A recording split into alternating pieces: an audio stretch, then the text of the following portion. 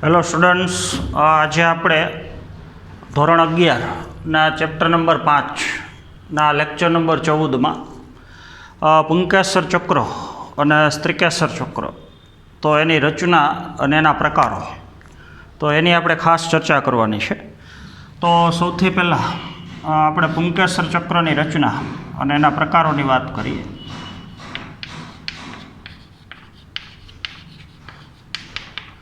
તો આપણને ખબર છે પુંકેસર ચક્ર પુષ્પનું ત્રીજા ક્રમનું ચક્ર છે. પુષ્પાસન ઉપર સૌથી બહારનું ચક્ર વજ્ર ચક્ર છે. બીજા ક્રમનું એની અંદર આવેલું ચક્ર દલ ચક્ર છે. અને ત્રીજા ક્રમનું ચક્ર જે પુંકેસર ચક્ર છે. અને પુંકેસર ચક્ર જે પુંકેસરનો સમૂહ છે. દાખલા તરીકે કોઈ પુષ્પની અંદર 5 પુંકેસર આવેલા છે તો એક એક ઘટકને આપણે પુંકેસર કહીએ છીએ. 5 પુંકેસર ભેગા મળી અને બનતું આખું ચક્ર તો એને આપણે પુંકેસર ચક્ર કહીએ છીએ. તો પુંકેસર ચક્રનો ઘટક એકમ પુંકેસર છે અથવા પુંકેસર જે વનસ્પતિનું નર પ્રજનન અંગ છે. તો આપણને ખબર છે પુંકેસર નરજન્યુ અથવા નર પ્રજનન કોષ એનું નિર્માણ કરે છે. તો પુંકેસરનું બીજું નામ તમે નર પ્રજનન અંગ કહી શકો. તો એમાંથી આપણે એક પુંકેસરની રચના જે સમજવાની છે. તો સૌથી પહેલાં તો પુષ્પદળનો ટોચનો ભાગ પુષ્પાસન, એ પુષ્પાસન ઉપરનું સૌથી અંદરનું ચક્ર સ્ત્રીકેસર ચક્ર છે. સૌથી બહારનું ચક્ર વજ્ર ચક્ર છે. એની અંદર આવેલું બીજા ક્રમનું ચક્ર દલ ચક્ર છે. અને ત્રીજા ક્રમનું ચક્ર જે પુંકેસર ચક્ર છે. તો અલગ અલગ જાતિના પુષ્પની અંદર પુંકેસર ચક્રમાં પુંકેસરની સંખ્યા અલગ અલગ હોય છે. તો કોઈ પણ એક પુંકેસર જે આપણે રચના સમજવા માટે આકૃતિની અંદર મોટું કરીને બતાવીએ છીએ. તો એ પુંકેસરની રચના કયા પ્રકારની છે એ આપણે આકૃતિ દ્વારા સમજવાનો પ્રયત્ન કરીએ.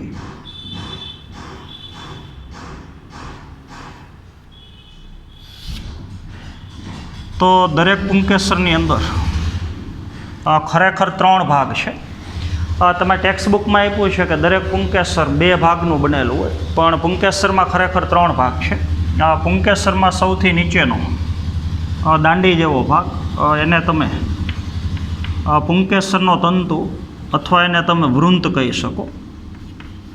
તો દરેક પુંકેસરની અંદર નીચેની તરફનો જે દાંડી જેવો ભાગ છે કે જે તંતુનો એક છેડો નીચેની તરફ પુંકેસરના તંતુનો એક છેડો નીચેની તરફ પુષ્પાસન સાથે જોડાયેલો છે. તો એ દાંડી જેવા ભાગને આપણે તંતુ અથવા એને વૃંત કહીએ છીએ. એ તંતુના છેડે આવેલો પોળો અને કોથળી જેવો ભાગ તો એ ભાગને આપણે પરાગાશય કહીએ છીએ. તો ઉપરનો ભાગ પરાગાશય છે, નીચેનો ભાગ તંતુ છે. તંતુ અને પરાગાશય જે જગ્યાએ જોડાયેલા છે એ ભાગને તમે ખરેખર યોજી કહી શકો. તો યોજીનું કાર્ય તંતુને પરાગાશયની સાથે જોડવા માટેનું કાર્ય છે. તો આમ પુંકેસરની અંદર અગત્યના 3 ભાગ છે. પહેલો ભાગ તંતુ છે, બીજો ભાગ યોજી છે અને ઉપરનો ત્રીજો ભાગ એ પરાગાશય છે. તો પુંકેસર 3 ભાગનું બનેલું છે. ઉપરની તરફ જે પરાગાશય છે એ પુંકેસરનો કાર્યની દ્રષ્ટિએ અને કદની દ્રષ્ટિએ સૌથી મોટામાં મોટો ભાગ છે ને એ ભાગને આપણે પરાગાશય કહીએ છીએ. તો એ પરાગાશયનો હવે આપણે આંતરિક રચના થોડી સમજવા માટે આડો છેદ બતાવીએ છીએ. જો પરાગાશયનો આડો છેદ લેવામાં આવે તો રચના આપણને કઈ રીતથી દેખાશે એ આપણે થોડું સમજવાનું છે.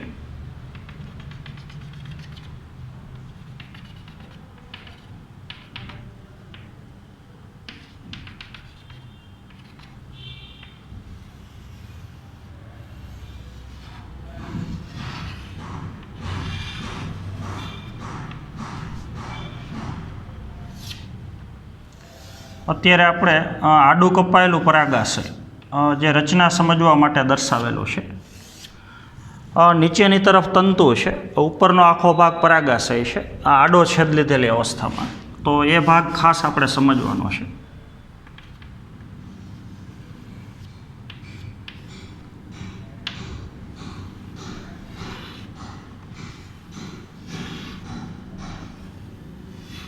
તો પરાગાશયના આડા છેદની અંદર તમને બે ખંડ દેખાય છે, ખાસ સમજવાનું છે.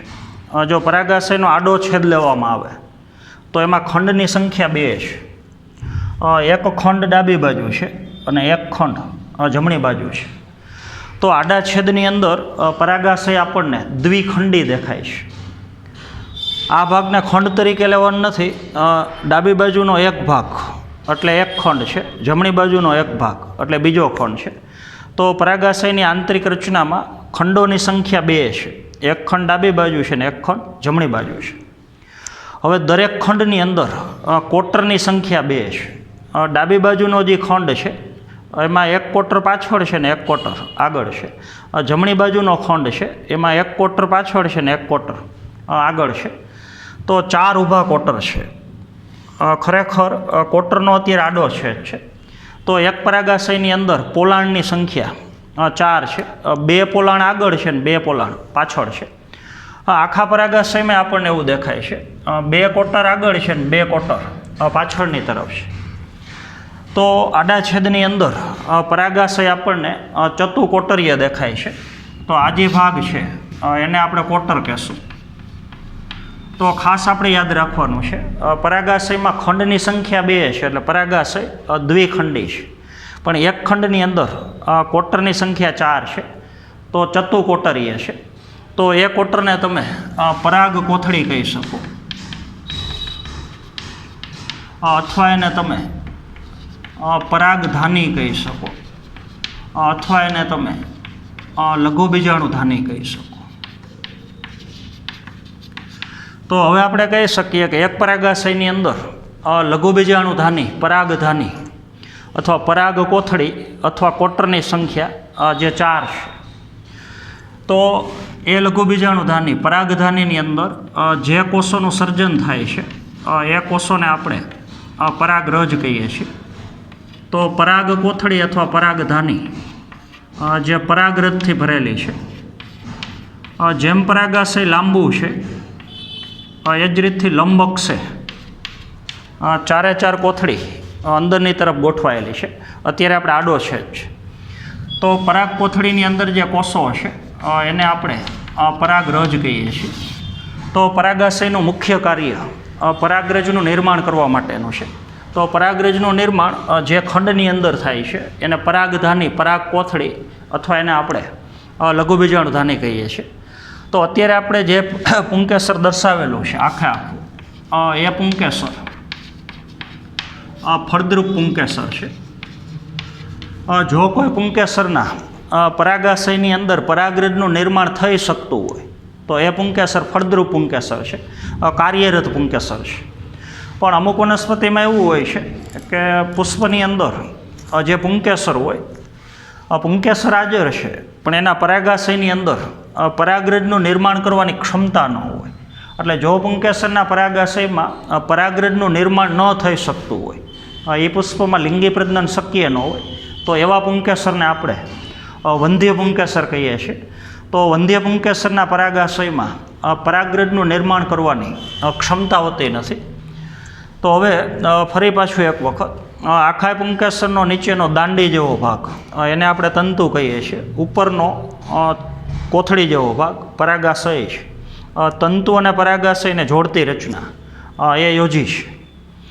તો પુંકેસરની રચના જે આપણે આકૃતિ ઉપરથી સમજવાનો પ્રયત્ન કર્યો. ત્યારબાદ હવે આપણે પુંકેસરના થોડાક પ્રકારોની ચર્ચા કરીએ.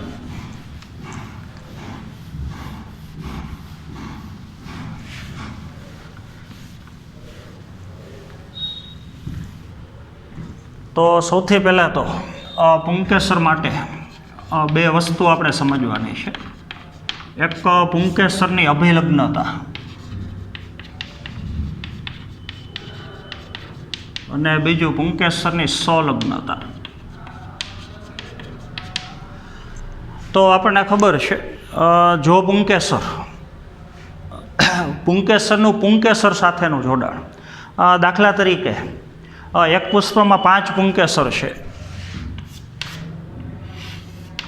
અને 5 પુંકેસરના તંતુ અડધે સુધી જોડાયેલા છે. તો પુંકેસરની સંખ્યા 5 છે, પણ 5 પુંકેસર એકબીજાથી છૂટા નથી, પુંકેસર જોડાયેલા છે. તો પુંકેસરનું પુંકેસર સાથેનું જોડાણ, તો એના માટે વપરાતો શબ્દ એને આપણે સંલગ્નતા કહીએ છીએ. એટલે એક જ ચક્રના ઘટકો, દલપત્રનું દલપત્ર સાથેનું જોડાણ, વજ્રપત્રનું વજ્રપત્ર સાથેનું જોડાણ, સ્ત્રીકેસરનું સ્ત્રીકેસર સાથેનું જોડાણ, તો એના માટે વપરાતો શબ્દ એને આપણે સંલગ્નતા કહીએ છીએ. પણ જો પુંકેસર સિવાયની પુષ્પની કોઈ પણ અન્ય રચના અન્ય ચક્રના ઘટક એકમ સાથે જોડાયેલું હોય તો એ બાબતને આપણે અભિલગ્નતા કહીએ છીએ. તો પુંકેસરમાં 2 પ્રકારની અભિલગ્નતા છે. ઘણી વનસ્પતિ, દાખલા તરીકે સોલેનેસી કુળની વનસ્પતિ, રીંગણ છે, ધતુરો છે, તો એમાં પુંકેસર દલપત્ર સાથે જોડાયેલું હોય છે. તો એના પુષ્પની અંદર 5 દલપત્ર છે અને 5 પુંકેસર. તો એક પુંકેસરનો તંતુ આ દલપત્ર છે, તો પુંકેસરનો તંતુ દલપત્ર સાથે અડધે સુધી જોડાયેલો છે. તો પુંકેસરનું જોડાણ અન્ય ચક્રના ઘટક સાથે છે, તો એ બાબતને આપણે અભિલગ્નતા કહીએ છીએ. જો પુષ્પની અંદર પુંકેસર દલપત્ર સાથે જોડાયેલું હોય તો એવા પુંકેસરને આપણે દલલગ્ન પુંકેસર કહી શકીએ. તો લગ્ન એટલે જોડાવું, અને જોડાયેલા છે દલપત્ર સાથે. તો જે પુષ્પની અંદર પુંકેસર દલપત્ર સાથે જોડાયેલા હોય, દલપત્ર સાથે અભિલગ્ન હોય, તો એવા પુંકેસરને આપણે દલલગ્ન પુંકેસર કહીએ છીએ. ત્યારબાદ લીલિયેસી કુળની વનસ્પતિ હોય, દાખલા તરીકે લીલી વનસ્પતિ છે, ડુંગળી છે, તો એમાં પુંકેસર, તો લીલિયેસી કુળની વનસ્પતિમાં આપણને ખબર છે દલપત્ર અને વજ્રપત્રનો આકાર એક સરખો હોય, તો બેયને ભેગા મળી અને આપણે પરિપુષ્પ કહીએ છીએ. તો એમાં પુંકેસર દલપત્રની જગ્યાએ પરિપુષ્પ સાથે જોડાયેલા છે, તો એને તમે પરિપુષ્પ અભિલગ્ન અથવા એને પરિલગ્ન પુંકેસર કહી શકો. એટલે જો પુંકેસર દલપત્ર એ જોડાયેલા હોય તો દલલગ્ન છે, અને પરિપુષ્પ સાથે જોડાયેલા હોય તો એને તમે પરિલગ્ન પુંકેસર કહી શકો. તો પુંકેસરનું પુંકેસર સાથેનું જોડાણ, તો એને સંલગ્નતા કહી શકો. અને પુંકેસર ચક્ર સિવાયનું અન્ય કોઈ પણ ચક્ર એના ઘટક એકમ સાથેનું જોડાણ, તો એ બાબતને આપણે અભિલગ્નતા કહી શકીએ. ત્યારબાદ હજી આપણે પુંકેસરના આગળ પ્રકાર સમજવાના છે. તો મુખ્યત્વે પુંકેસર જોડાણ ઉપરથી 2 પ્રકારના છે.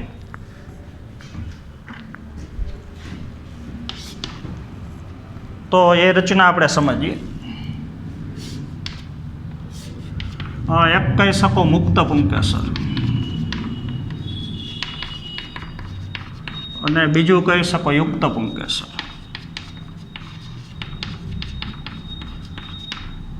સમજવા માટે આપણે પુષ્પ દર્શાવીએ છીએ, પણ પુષ્પના અન્ય ચક્ર આપણે દર્શાવતા નથી, એની જરૂર નથી. પહેલાં તો પુષ્પદંડ, એની ઉપર પુષ્પાસન. દાખલા તરીકે આપણે લીધેલા પુષ્પમાં 5 પુંકેસર છે, તો પુંકેસર ચક્રની અંદર પુંકેસરની સંખ્યા 5 છે, જેટલા પુંકેસર હોય એટલા. જો કોઈ પુષ્પના પુંકેસર ચક્રમાં જેટલા પુંકેસર હોય, 2 હોય, 5 હોય, 10 હોય, બધાય પુંકેસર એકબીજા કરતાં છૂટા હોય, એના તંતુ અથવા પરાગાશય ક્યાંય એકબીજા સાથે જોડાયેલા ન હોય, તો એવા પુંકેસરને આપણે મુક્ત પુંકેસર કહીએ છીએ. પણ ઘણી વખત એવું હોય કે પુષ્પની અંદર જે પુંકેસર ચક્ર છે એમાં પુંકેસરના તંતુ એકબીજા જોડાયેલા હોય. જો પુંકેસર સાથે જોડાયેલું હોય તો કહી શકો યુક્ત પુંકેસર. તો મુખ્ય 2 પ્રકાર છે, મુક્ત અને યુક્ત. યુક્ત પુંકેસરની અંદર 3 પ્રકાર છે. કાં એકગુચ્છી હોઈ શકે, કાં દ્વિગુચ્છી હોઈ શકે, અને કાં પ્રકાર છે એ બહુગુચ્છી હોઈ શકે. તો આકૃતિ ઉપરથી આપણે સમજીએ. દાખલા તરીકે કોઈ પુષ્પમાં પુંકેસર ચક્રની અંદર પુંકેસરની સંખ્યા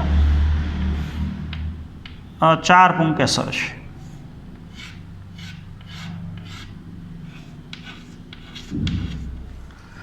તો પુષ્પની અંદર પુંકેસર ચક્રમાં જેટલા પુંકેસર હોય, 2 હોય, 5 હોય, 10 હોય, 50 હોય, બધાય પુંકેસરના તંતુ એક જ જગ્યાએ જોડાઈ જાય.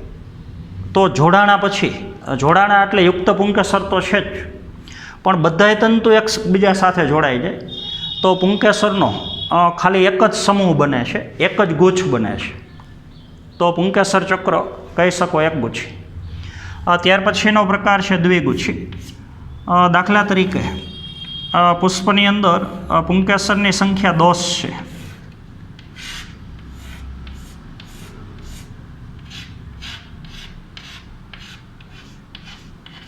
10માંથી 5 પુંકેસરના તંતુ એકબીજા જોડાયેલા છે.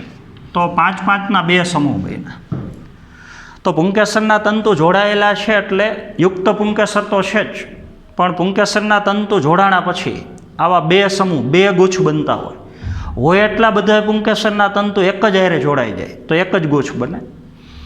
દાખલા તરીકે 10 પુંકેસર છે, એમાં 5-5 પુંકેસર જોડાયેલા હોય તો જોડાણ પછીના ગુચ્છ અથવા સમૂહની સંખ્યા 2 છે તો કહી શકો દ્વિગુચ્છી.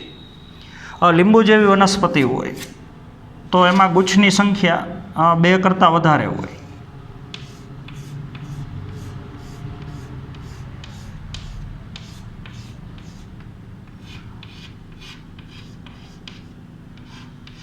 દાખલા તરીકે પુંકેસરની સંખ્યા 12 છે, પણ 3 પુંકેસર જોડાવાથી બનેલા ગુચ્છની સંખ્યા દાખલા તરીકે 4 છે. એટલે કે જો પુંકેસર જોડાણા પછી પુંકેસરના સમૂહ ગુચ્છની સંખ્યા 2 કરતાં વધારે હોય, 3 ગુચ્છ હોય, 4 હોય, 5 હોય, તો પુંકેસર ચક્રને કહી શકો બહુગુચ્છી. તો યુક્ત પુંકેસર ચક્રની અંદર પેટા પ્રકાર 3 છે. એક ગુચ્છીમાં તમારું ઉદાહરણ યાદ રાખવાનું છે જાસૂદ વનસ્પતિ, દ્વિગુચ્છીની અંદર ઉદાહરણ યાદ રાખવાનું છે વટાણા વનસ્પતિ, અને બહુગુચ્છીની અંદર ઉદાહરણ યાદ રાખવાનું છે લીંબુ વનસ્પતિ, જે તમને ટેક્સ્ટબુકની અંદર આપેલું છે. ત્યારબાદ છેલ્લો મુદ્દો પુંકેસરના તંતુની લંબાઈ. તો લંબાઈમાં વિવિધતા હોઈ શકે. મોટા ભાગે પુંકેસર ચક્રની અંદર જેટલા પુંકેસર હોય એ બધાય પુંકેસરની લંબાઈ અંદાજિત લગભગ એક સરખી હોય છે. પણ અમુક વનસ્પતિમાં એવું છે કે એક જ પુષ્પની અંદર પુંકેસર ચક્રમાં જે પુંકેસર છે જે અલગ અલગ લંબાઈને હોઈ શકે. દાખલા તરીકે સાલ્વિયા વનસ્પતિ છે તો એમાં 2 પુંકેસરના તંતુ લાંબા છે અને 2 પુંકેસરના તંતુ ટૂંકા છે. તો કુલ પુંકેસરની સંખ્યા 4 છે પુષ્પમાં, પુંકેસર ચક્રમાં, પણ બધાય પુંકેસરની લંબાઈ એક જ લેવલે નથી. 2 લાંબા છે ને 2 પુંકેસર ટૂંકા છે. તો આ અવસ્થાને તમે દ્વિદીર્ઘી અવસ્થા કહી શકો. તો દ્વિદીર્ઘી એટલે 4માંથી 2 દીર્ઘ છે, 2 લાંબા છે અને 2 ટૂંકા છે. એવી જ રીતથી રાઈ વનસ્પતિની આપણે વાત કરીએ તો એમાં કુલ પુંકેસરની સંખ્યા 6 છે. તો 6માંથી 4 પુંકેસર લાંબા છે અને 2 પુંકેસર જે ટૂંકા છે. તો એક જ પુષ્પની અંદર 2 પુષ્પમાં પુંકેસરની લંબાઈ અલગ અલગ છે. તો આ અવસ્થાને તમે ચતુર્દીર્ઘી કહી શકો. 6માંથી 4 લાંબા અને 2 ટૂંકા. તો 4 લાંબા એટલે 4 દીર્ઘ છે, ચતુર્દીર્ઘી. 4માંથી 2 લાંબા અને 2 ટૂંકા. તો અવસ્થા કહી શકો દ્વિદીર્ઘી. તો પુંકેસરની રચના અને એનો પ્રકાર એનો આપણે સંપૂર્ણ અભ્યાસ પૂરો કર્યો. આવી જ રીતથી બીજું ચક્ર સ્ત્રીકેસર ચક્ર, તો એનો આપણે અભ્યાસ કરવાનો છે. તો આપણે સ્ત્રીકેસર ચક્રની રચના જે આકૃતિ ઉપરથી સમજીએ તો પુષ્પનું સૌથી અંદરનું 4થા ક્રમનું ચક્ર જે સ્ત્રીકેસર ચક્ર છે. હમણાં આપણે વાત કરી એમ જેમ પુંકેસર ભેગા મળી અને પુંકેસર ચક્ર બનાવે છે એમાં સ્ત્રીકેસર ચક્ર સ્ત્રીકેસરનો સમૂહ છે. તો કોઈ પુષ્પની અંદર આપણે એમ કંઈક 4 સ્ત્રીકેસર છે તો 4 સ્ત્રીકેસર ભેગા મળી અને બનતું આખું ચક્ર કહી શકો સ્ત્રીકેસર ચક્ર. તો એ સ્ત્રીકેસરની આપણે રચના સમજીએ તો સ્ત્રીકેસરનું બીજું નામ જે માદા પ્રજનન અંગ છે, પુંકેસર નર પ્રજનન અંગ છે, તો સ્ત્રીકેસર માદા પ્રજનન અંગ છે. તો એ સ્ત્રીકેસરની રચના સૌથી પહેલાં તો પુષ્પદન, ઉપરનો ભાગ એટલે પુષ્પાસન અને એની ઉપર આવેલું ચક્ર. સમજ માટે થોડુંક આપણે મોટું કરીને બતાવીએ છીએ, તો એ ચક્રને આપણે સ્ત્રીકેસર ચક્ર કહીએ છીએ. તો એનું કોઈ પણ એક સ્ત્રીકેસર આપણે મોટું કરીને બતાવ્યું છે. તો એ સ્ત્રીકેસરની અંદર અગત્યના 3 ભાગ છે. સૌથી ઉપરનો ભાગ જે પરાગાસન છે, પુંકેસરમાં પરાગાશય છે, આમાં પરાગાસન છે. પછીની જે નલિકા છે એને તમે પરાગવાહિની કહી શકો, અને નીચેનો જે ભાગ છે એને તમે બીજાશય કહી શકો અથવા એને તમે અંડાશય કહી શકો. તો સ્ત્રીકેસરની અંદર કાર્યની દ્રષ્ટિએ અગત્યના 3 ભાગ છે. તો આખા સ્ત્રીકેસરમાં સૌથી નીચેનો અને પોલી કોથળી જેવો ભાગ, બીજાશયમાં ફરતી બાજુ દિવાલ છે, અંદરની તરફ પોલાણ છે, એ પોલાણની અંદર અંડક ગોઠવાયેલા છે. તો બીજાશયના પોલાણમાં આવેલી રચના એને આપણે અંડક કહીએ છીએ. તો આખા સ્ત્રીકેસરનો સૌથી નીચેનો મોટા કદનો અને પોલી કોથળી જેવો ભાગ જે બીજાશય અથવા અંડાશય છે. બીજાશયમાંથી ઉપરની તરફ લંબાયેલી નલિકામય રચના જે પરાગવાહિની છે, અને પરાગવાહિનીનો ટોચનો સેજ પોળો અને પરાગરજને ગ્રહણ કરતો ભાગ. જ્યારે પુંકેસરના પરાગાશયમાંથી મુક્ત થયેલી પરાગરજ એનું ભવિષ્યમાં સ્થાપન પરાગાસન ઉપર થાય છે. તો ઉપરનો પોળો અને પરાગરજને ગ્રહણ કરવાનું કાર્ય કરતો ભાગ એ પરાગાસન છે. તો પરાગાસન અને બીજાશય એની વચ્ચે આવેલી જોડતી નલિકા જેને આપણે પરાગવાહિની કહીએ છીએ. તો પરાગવાહિનીની ટોચ ઉપર જે પરાગાસન છે ઉપરનો ભાગ એ અલગ અલગ વનસ્પતિમાં અલગ અલગ પ્રકારનો હોય છે. આપણે થોડો ભાગ મોટો કરીને બતાવીએ છીએ. અમુક વનસ્પતિમાં પરાગાસન ચિકાસયુક્ત હોય, ત્યાં શ્લેષ્મનો સ્ત્રાવ થતો હોય, જેથી કરીને પરાગરજ ત્યાં ચોંટી શકે, ઝડપથી સ્થાપન પામી શકે. અમુક વનસ્પતિના પરાગાસન એમાં રૂવાટી જેવા સફેદ રંગના હેર આવેલા હોય છે, એને તમે રોમ કહી શકો. તો સપાટી રોમમય છે, જેથી કરી અને પરાગરજ એમાં ઝડપથી ફસાઈ શકે, સ્થાપન પામી શકે. તો પરાગાસન પરાગરજને ગ્રહણ કરવા માટે, સ્વીકારવા માટે ગ્રહણશીલ હોય છે. એને ગ્રહણ કરવા માટેના લક્ષણો પરાગાસન ઉપર હાજર હોય છે. તો આવો પરાગરજને ગ્રહણ કરતો, સ્થાપન કરતો ભાગ એ પરાગાસન છે. નીચેની નલિકામય રચના પરાગવાહિની છે, એની નીચે આવેલો પોલી કોથળી જેવો ભાગ જે બીજાશય છે. બીજી અગત્યની વસ્તુ, સમજ માટે થોડું આપણે બીજાશયને મોટું કરીને બતાવીએ છીએ.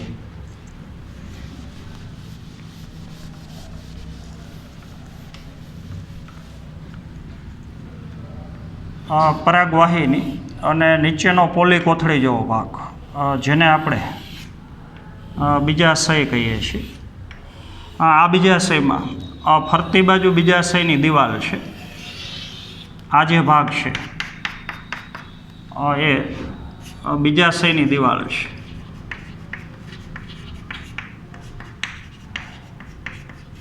અંદરની તરફ બીજાશયનું પોલાણ અથવા બીજાશયનું કોટર છે, અને એ પોલાણની અંદર આવેલી રચના જેને આપણે અંડક કહીએ છીએ. અને એ અંડક એક ટૂંકા દંડ દ્વારા બીજાશય સાથે જોડાયેલું છે. તો હવે તમે જોઈ શકો છો બીજાશયના પોલાણમાં આ બીજાશયની દિવાલ છે, અંદર એનું પોલાણ છે. એના પોલાણમાં આ ભાગ ત્યાં એક સપાટ અને ચપટો સહેજ ફૂલેલો ભાગ છે. એ ભાગને તમે જરાયું કહી શકો. તો આપણે યાદ રાખવાનું છે બીજાશયના પોલાણમાં જે જગ્યાએ અંડક જોડાયેલું હોય તો આ અંડક છે તો આ અંડક અહીંયા જોડાયેલું છે તો એ ભાગને આપણે જરાયુ કહીએ છીએ. તો અંડકનું ઉદ્ભવ સ્થાન જરાયુ છે. ગમે ત્યારે અંડકનું નિર્માણ થયું હોય તો એ જરાયુમાંથી નિર્માણ પામ્યું હોય. ત્યારબાદ અંડકને જરાયુ સાથે જોડતો જે ટૂંકો દંડ છે એને તમે અંડનાલ કહી શકો. તો અંડક છે એ જરાયુ સાથે અંડનાલ દ્વારા જોડાયેલો છે. તો બીજાશયના પોલાણમાં જે ચપટા ભાગ છે, સપાટ ભાગ છે ફોડલા જેવા, એને આપણે જરાયુ કહીએ છીએ અને જરાયુ ઉપરથી ઉત્પન્ન થતી રચના એને આપણે અંડક કહીએ છીએ. એક બીજાશયની અંદર અંડકની સંખ્યા એકેય હોઈ શકે અને એક કરતાં વધારે હોઈ શકે. દાખલા તરીકે આપણે ઘઉં વનસ્પતિની વાત કરીએ, કેરી વનસ્પતિની વાત કરીએ તો એવી બધી વનસ્પતિમાં એક બીજાશયની અંદર અંડકની સંખ્યા એક જ હોય. પણ તરબૂચની વાત કરીએ, કાકડીની વાત કરીએ, મોસંબીની વાત કરીએ તો એક જ બીજાશયની અંદર આવા અંડકની સંખ્યા એક કરતાં વધારે હોય. તો આપણે નિયમ યાદ રાખવાનો છે કે જ્યારે આમાં ફલનની ક્રિયા થઈ જાય ત્યારે ભવિષ્યમાં એક બીજાશયમાંથી એક ફળ બને આખું, અને એ બીજાશયની અંદર જેટલા અંડક હોય એટલા બીજ બને. એક અંડકમાંથી એક બીજ બને અને એક બીજાશયમાંથી એક ફળ બને. જો એક બીજાશયમાં એક જ અંડક હોય તો ભવિષ્યમાં એક ફળની અંદર એક બીજ હોય. દાખલા તરીકે કેરીનું ફળ. પણ આપણે પોપૈયાના ફળની વાત કરી તો એક બીજાશયમાંથી એક ફળ બને, પણ એક જ બીજાશયમાં આવા નાના નાના કેટલાય અંડક હોય તો બીજ ઘણા બધા બને. તો જે ફળની અંદર એક કરતાં વધારે બીજ હોય તો એની બીજાશય અવસ્થામાં એક જ બીજાશયની અંદર અંડકની સંખ્યા એક કરતાં વધારે હોય. તો આ વાત આપણે સ્ત્રીકેસરની રચનાની કરી. હવે પુંકેસરની જેમ જ સ્ત્રીકેસરના પ્રકારો થોડાક આપણે સમજવાના છે.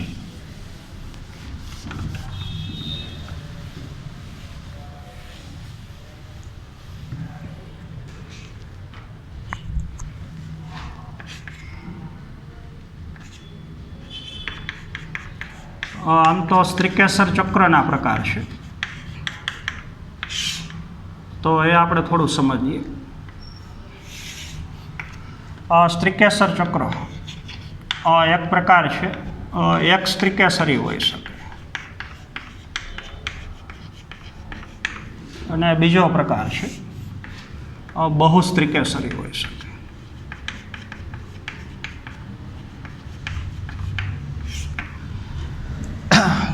જો કોઈ પુષ્પના સ્ત્રીકેસર ચક્રમાં દાખલા તરીકે XYZ કોઈ પણ પુષ્પ છે એના પુષ્પમાં સ્ત્રીકેસર ચક્રની અંદર સ્ત્રીકેસરની સંખ્યા જ એક હોય. જો કોઈ પુષ્પના સ્ત્રીકેસર ચક્રમાં એક જ સ્ત્રીકેસર હોય, એક સ્ત્રીકેસર બરાબર આખું સ્ત્રીકેસર ચક્ર હોય તો કહી શકો એક સ્ત્રીકેસરી. જો કોઈ પુષ્પના સ્ત્રીકેસર ચક્રમાં સ્ત્રીકેસરની સંખ્યા એક કરતાં વધારે હોય, 2 હોય, 3 હોય, 4 હોય, 5 હોય, 5 કરતાં વધારે હોય તો પ્રકાર થઈ ગયો બહુ સ્ત્રીકેસરી. તો એકદમ સહેલી અર્થ છે. સ્ત્રીકેસર ચક્રમાં ફક્ત એક જ સ્ત્રીકેસર હોય તો એક સ્ત્રીકેસરી. દાખલા તરીકે વટાણા વનસ્પતિ છે તો એના સ્ત્રીકેસર ચક્રની અંદર પુષ્પમાં એક જ સ્ત્રીકેસર હોય. પણ આપણે ધતુરાની વાત કરતા હોય તો એમાં સ્ત્રીકેસરની સંખ્યા, કમળ વનસ્પતિ છે, ગુલાબ છે તો સ્ત્રીકેસરની સંખ્યા ટમેટાની અંદર એક કરતાં વધારે છે તો એના પુષ્પ બહુ સ્ત્રીકેસરી છે. બહુ સ્ત્રીકેસરીમાં પેટા પ્રકાર 2 છે. એક આવશે મુક્ત બહુ સ્ત્રીકેસરી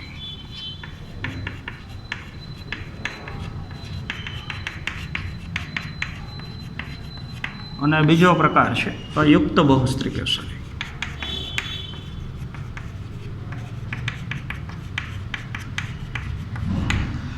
દાખલા તરીકે કોઈ પુષ્પ છે એ પુષ્પની અંદર સ્ત્રીકેસર ચક્રમાં દાખલા તરીકે 3 સ્ત્રીકેસર છે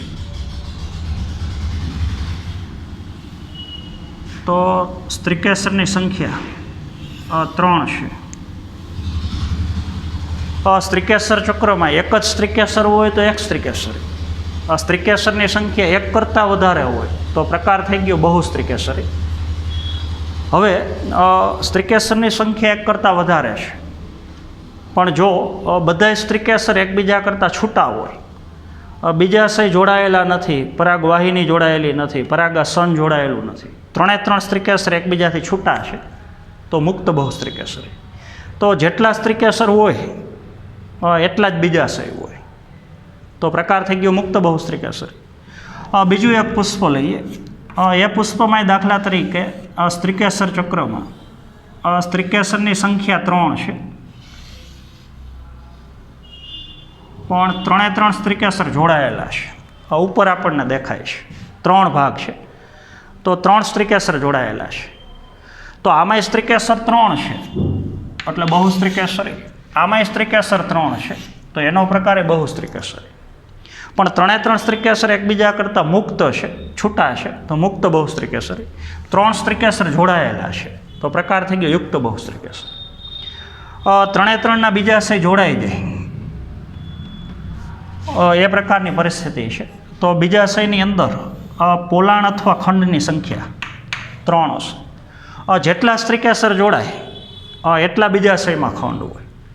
બીજાશય એક જ હોય તો 2 પરિસ્થિતિમાં એક જ બીજાશય હોઈ શકે એક પુષ્પની અંદર. આ પ્રકાર એક સ્ત્રીકેસરી હોય તો બીજાશય એક જ હોય. પણ પુષ્પમાં સ્ત્રીકેસરની સંખ્યા જાજી હોય એક કરતાં, અને બધા સ્ત્રીકેસર જોડાયેલા હોય તો પણ બીજાશયની સંખ્યા જે ફક્ત એક હોય. એક જ પુષ્પની અંદર બીજાશયની સંખ્યા એક કરતાં વધારે હોય તો પ્રકાર મુક્ત બહુસ્ત્રીકેસરી હોય. તો જેટલા સ્ત્રીકેસર જોડાય છે એટલા બીજાશયની અંદર તમને ખંડ જોવા મળશે. જો આનો તમે આડો છેદ બતાવો બીજાશયનો તો આપણને આવું દેખાશે. 3 સ્ત્રીકેસર જોડાયેલા છે તો આપણને 3 ખંડ જોવા મળશે.